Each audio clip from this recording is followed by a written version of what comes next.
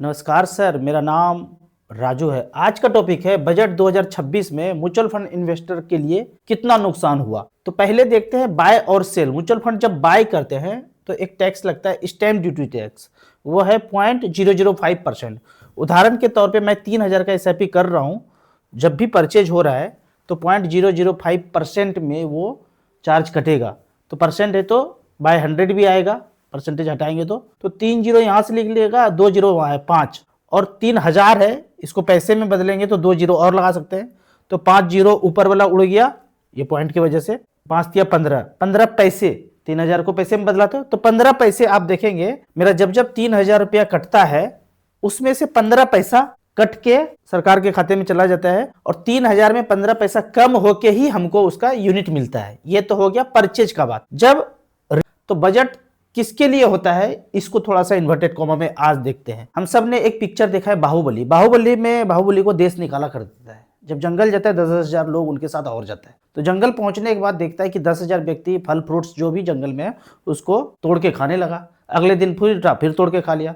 बाहुबली को लगा ऐसे तो पूरा जंगल खा जाएगा। एक दिन ये लोग मीटिंग बुलाया कि आज के बाद बिना मेरे परमिशन के कोई भी कुछ खाएगा नहीं जंगल से तोड़ के। सभी को कुछ ना कुछ करना पड़ेगा इस टापू को, इस जंगल के समृद्धि के लिए, क्योंकि यही अब हमारा राज्य है। उसी समय से सब लोग लग गए। आम खा के 2 दिन से गुठली जो फेंके थे उठा के सब लोग पेड़ लगाने लगे, आम का गुठली लगाने लगे। कोई पेड़ आंधी में टूटा हुआ था उसको फिर से लगा दिए 10 आदमी मिलके।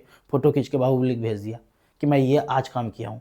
कोई रास्ते चलते किसी का एक्सीडेंट हो गया, उनको महलम पट्टी करके घर पहुंचा दिया, फोटो खींच के भेज दिया, बोला आज मैंने यही काम किया है। कोई गरीब बच्चों को पढ़ाने लगा, कोई रोड बनाने लगा, कोई घर बनाने लगा, कुछ ना कुछ करने लगा। ऐसे करके 20 साल में हो गया वो सोने की चिड़िया। अलग अलग जगह खदान खोदाया, पता चला यहाँ तो सोना है, लोहा है, एल्युमिनियम है, पेट्रोल है, वो एक्सपोर्ट करने लगा। धीरे धीरे करके हो गया सोने का चिड़िया। मतलब बाहुबली के राज में अपने मर्जी से जो काम करना है करो, पर्ची मिलेंगे और उस पर्ची से अपना जीवन यापन करो। पता चला भल्लाल देव को कि आपका राज तो कुछ भी नहीं है उनके सामने, आपके राज से 10 गुना आगे निकल गया। वो बोला कटप्पा ठिकाना लगाओ बाहुबली का। वो गया कटप्पा और बाहुबली को मार दिया। अब आया भल्लाल देव, बंद करो बकवास, अपनी मर्जी से काम करूंगा। कोई अपनी मर्जी से काम नहीं करेंगे, जो मेरे लिए काम करेंगे उन्हीं को पर्ची मिलेगा, बाकी को पर्ची नहीं मिलेगा। अब कोई पेड़ लगाए तो उसको पैसे नहीं मिल रहे हैं, कोई आंधी में पेड़ टूटा हुआ है उसको सही कर दिया तो पैसे नहीं मिल रहे हैं, कोई गरीब बच्चे को पढ़ा रहे हैं उसके पैसे नहीं मिल रहे हैं। तो जो भी लोग उस राज्य के लिए, उस टापू के लिए काम करे उसको भल्लाल देव पैसा नहीं देता था। अब मैं पूछता हूँ कि पहले वो राज्य आजाद था या अब आजाद है? आप कहेंगे कि अभी तो गुलाम है। हम लोग चल रहे हैं, रास्ते में पोल गिरा हो, 10 आदमी मिलकर उसको सही कर दें, रास्ता सही कर दें, तो क्या आपको कोई पर्ची मिलेगा? या आपका मन हुआ कि आप अपना काम छोड़ करके गरीब बच्चों को पढ़ाना शुरू करें, कोई पर्ची देने बैठा है? या मन करे कि दिल्ली एनसीआर में पेड़ ही पेड़ लगाना है, या एक राज्य में किसी को मन कर जाए कि नदियों को जोड़ देते हैं, कोई पर्ची देने वाला है? बिल्कुल नहीं देने वाला है। तो एक बात सोचना है कि हमारे ऊपर कोई बाहुबली राज्य कर रहा है या भल्लाल देव। वो भल्लाल देव बैठा हुआ है इंग्लैंड में, जो 1947 के पहले राज करता था वही राज आज भी कर रहा है। वो सेटिंग करके इस तरह से दिया गया आज़ादी कि आपको महसूस ही नहीं हो रहा है, हमें महसूस ही नहीं हो रहा है कि हमारे ऊपर कोई राज कर रहा है। अब यहाँ पे बात करते हैं कि शिक्षा में इतना बजट दिया या नहीं दिया। बाहुबली के राज में क्या था? जिसको पढ़ाना है पढ़ाओ, पर्ची हम देंगे। अच्छा, उनके काल में पैसे का कोई कमी नहीं था। क्यों? काम करो पैसे मिलेंगे, काम करो पैसे मिलेंगे। लेकिन जब भल्लाल देव आया, बोला नहीं, पर्ची मिलेगा ही नहीं, तुमको तो समृद्ध होने नहीं देंगे।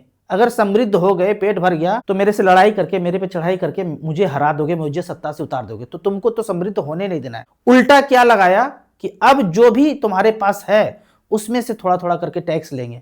पहले 1%, फिर 2%, फिर 3%, फिर 5%, फिर 10%, फिर 15%, 25%, 30%, 40%, इस तरह से। क्या बाहुबली टैक्स लेता था? बाहुबली को टैक्स को क्या जरूरत था? पैसे का जरूरत क्या था? पैसा तो वो खुद छापता था। काम करो पर्ची लो, काम करो पर्ची लो।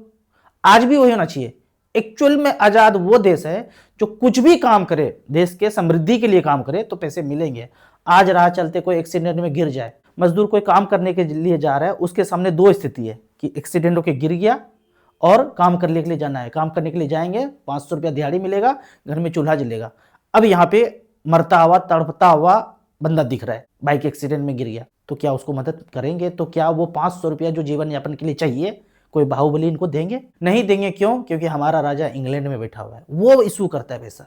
वो बोलता है ना, इस काम के लिए मत देना, दिल्ली एनसीआर में 10 करोड़ पेड़ मत लगा देना, नदियों को मत जोड़ देना, अनाज जितना भी ज्यादा हो रहा है तो तबाह करो इसको। किस तरह से तबाह करो आपको दिखाता हूं। ये जो हमें पिक्चर में दिखाया गया ना, बेजोड़ माइंड प्रोग्रामिंग किया गया कि इतना सस्ता सैटेलाइट लॉन्च करेंगे भारत से कि ऑटो के खर्चा में चांद पे उससे कम खर्चा में सैटेलाइट लॉन्च कर रहे हैं। तो पूरे देश से यहां से लॉन्च हो रहा है।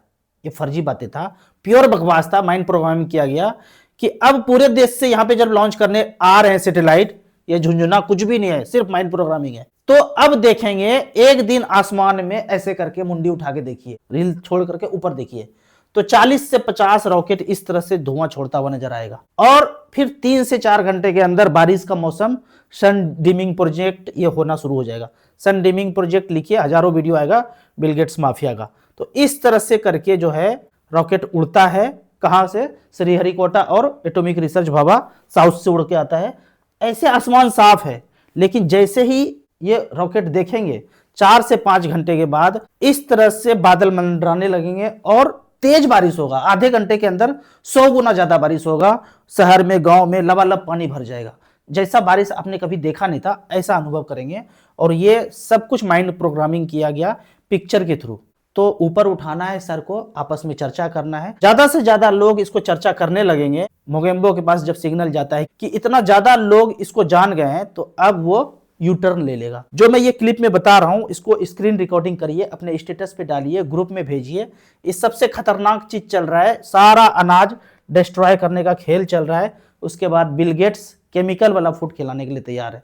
2 केमिकल मिलाया शाही पनीर, 2 केमिकल मिलाया बिरयानी बन के तैयार, 4 केमिकल मिलाया दाल मखनी बन के तैयार। यही जोमेटो, यही ब्लिंकिट आपके घर तक आएगा। सारा अनाज खत्म हो जाएगा 3-4 साल के अंदर। अगर नहीं जागे तो सब कुछ बर्बाद होने वाला है। अब यहाँ पे कुछ कमेंट्स को लेते हैं। कमेंट्स में पहला क्वेश्चन है, सब कुछ बेच करके म्यूचुअल फंड खरीद लूं तो क्या अमीर हो जाऊंगा? इस तरह से अमीर हो जाएंगे ना, तो कोई ज्यादा कुछ नहीं बनने वाला है। पैसा जो भी हो, धीरे धीरे करके आपको पैसा लगाना है, वेल्थ क्रिएट करना है। जो पहले से जमीन है, घर है, सब कुछ वैसे ही चलता रहेगा। आप अपने मेहनत से जो पैसा बचा रहे हैं, 5,000, 10,000, 8,000, 25,000 मेहनत में कमाने के बाद, खर्च करने के बाद जो पैसा बचता है, वही पैसा धीरे धीरे इन्वेस्ट करना है। स्मॉल कैप, मिड कैप में धीरे धीरे करके एसआईपी के थ्रू लगाते रहना है। किसकी बात मानूं? कोई 3 फंड लेने बोलता है, कोई 5 फंड लेने बोलता है, कोई 10 फंड लेने बोलता है। एकदम कंफ्यूज हो आप। 3 से शुरुआत कीजिए, फिर धीरे धीरे पैसा आएगा। फिर 5, 10 बाद में कीजिएगा। अभी 3 से शुरुआत कीजिए, धीरे धीरे ज्ञात हो जाएगा। नंबर ऑफ फंड्स 10 हो तो कोई दिक्कत नहीं है। 2 में आप टॉपअप के लिए रखिए और फाइनेंशियल गोल सेट कर लीजिए। ये बच्चों के लिए, शादी के लिए, ये पढ़ाई के लिए, अपने घर के लिए, ये कार खरीदने के लिए। तो 8-10 फंड रहेगा ना, एक फंड से निकाल करके अपना फाइनेंशियल गोल, रिक्वायरमेंट पूरा कर लेंगे। मेरी एज 38 है। बच्चों के लिए एसबीआई स्मॉल कैप कहाँ से खरीदे? ब्रांच से खरीदे कि मोबाइल से करते? जो आपको सुविधाजनक लगे। अगर मोबाइल से सुविधाजनक लगता है, सब कुछ कर पाते हैं मोबाइल से, केवाईसी वगैरह, तो मोबाइल से कर लीजिए। नहीं कर पाते, ब्रांच से कर लीजिए। जहां से जल्दी सुविधा हो कर लेना चाहिए। नहीं तो ये कंफ्यूजन में आप 4-5 साल गुजार देंगे। ऐसे इन्वेस्टर हैं जो सोचते हैं करेंगे करेंगे करेंगे, पर कर नहीं पाते हैं। 4-5 साल गुजर जाता है। जहां से सुविधा मिले वहां से आप करना शुरू कर दीजिए। घर लोन पे ले लिए, पहले तो मैं बताता हूं कि लोन पे नहीं लेना है, लेकिन ऐसे भी लोग होंगे जो लोन पे घर ले चुके हैं। तो जितना भी आप इंटरेस्ट पे करने जा रहे हैं, यदि जो भी आपका ईएमआई चल रहा है उसका 10% भी एसआईपी कर लेंगे लंबे समय के लिए, जितना होम लोन का ड्यूरेशन है उतने समय के लिए एसआईपी आप स्मॉल कैप में कर लेंगे। मान लेते हैं कि 50,000 का ईएमआई है, तो 5,000 10% हुआ, 5,000 का एसआईपी आप सेम ड्यूरेशन के लिए कर लीजिए। तो जितना पैसा इंटरेस्ट में जाने वाला है जेब से, उतना पैसा ये एसआईपी बना के दे देंगे। उससे ज्यादा भी बन सकता है यदि टाइम ड्यूरेशन ज्यादा है। वन टाइम इन्वेस्टमेंट के लिए 2 लाख रुपया 10 साल के लिए कौन से बेहतर फंड में लगाना चाहिए? जिसका AUM सबसे ज्यादा है, स्मॉल कैप ले लीजिए। 50-50 करके 4 फंड में लगा दीजिए। 2 फंड नहीं करके 4 फंड में लगा दीजिए। अभी स्मॉल कैप लेना सही है, क्योंकि काफी ज्यादा स्टॉक डाउन है और यहां से 10 साल का ड्यूरेशन है, तो जरूर स्मॉल कैप में इन्वेस्ट करके आप छोड़ सकते हैं। एफडी में इंटरेस्ट को मंथली लेकर एसआईपी कर लें, बिल्कुल करना चाहिए। यदि आप अभी तक एसआईपी नहीं किए हैं, एफडी में लमसम पैसा पड़ा हुआ है, वहां से जो पैसा आता है 3,000 5,000 पर मंथ करके आप धीरे धीरे एसआईपी शुरू कर सकते हैं। जब बाद में समझ आ जाए तो एफडी वाला भी पैसा धीरे धीरे निकाल करके म्यूचुअल फंड में डाल सकते हैं। Tata future wealth secure plan कैसा है? टर्म प्लान आता है उसमें। जैसा कि नाम से लगता है कि प्योर टर्म प्लान नहीं है, पैसा कुछ वापस भी मिलेगा, वैसा इंश्योरेंस प्लान नहीं लेना है। सिर्फ प्योर टर्म प्लान। पैसा दिए, मरे तो पैसा मिला, नहीं मरे तो जो पैसा दिए सब चला गया, वापस मिलने वाला नहीं चाहिए। तो इसमें आप चेक कर लीजिए, प्योर टर्म प्लान। पैसा जो दिए तो कभी नहीं मिला, मरे तभी मिला पैसा, तो उसी में करना है, बाकी में नहीं करना है। बेस्ट कौन सा है, फ्लेक्सी कैप या मल्टी कैप? दोनों ही लगभग बराबर है, लॉन्ग टर्म में जाएंगे दोनों लगभग बराबर है। तो सबसे ज्यादा AUM जिसका है बराबर बराबर करके आप इसमें दोनों में पैसा इन्वेस्ट कर सकते हैं। हाइब्रिड फंड में 4 साल SIP चलाने के बाद SWP ले सकते हैं क्या? बिल्कुल ले सकते हैं। उदाहरण के तौर पे देख लीजिए, यहाँ मान लेते हैं कि हाइब्रिड एग्रेसिव में 5 साल के लिए 25,000 पर मंथ का SIP किया। ICICI इक्विटी एंड डेट में 2021 से अब तक 15 लाख जमा हुआ और वैल्यू यहाँ पे 22,51,000 दिख रहा है। अब यहाँ से SWP कर सकते हैं। तो अच्छा तरीका यही है कि धीरे धीरे शुरू कीजिए। SWP प्लान 4-5 साल के बाद करें तो और ज्यादा बेहतर है। बड़ा पैसा है, 1 करोड़ है, उसको भी आप 10 महीने में करके लगाना है। उसके बाद 1 साल के बाद ही SWP प्लान करना है। ऐसे ऊपर नीचे मार्केट होने से थोड़ा सा एवरेज आउट हो जाएगा। उसके बाद रिस्क मिनिमाइज होने के बाद SWP शुरू कर सकते हैं। आपको इसी तरह म्यूचुअल फंड के बारे में और कुछ जानना है, इन्वेस्टमेंट के बारे में जानना है, तो इस नंबर पर मुझे व्हाट्सअप कर सकते हैं। आपको याद दिला दूं, मैं एक MF registered mutual fund distributor हूं। आप इसी तरह से कमेंट सेक्शन में क्वेश्चन पूछते रहिए। वीडियो अच्छा लगे तो लाइक एंड शेयर जरूर करें। Thank you so much.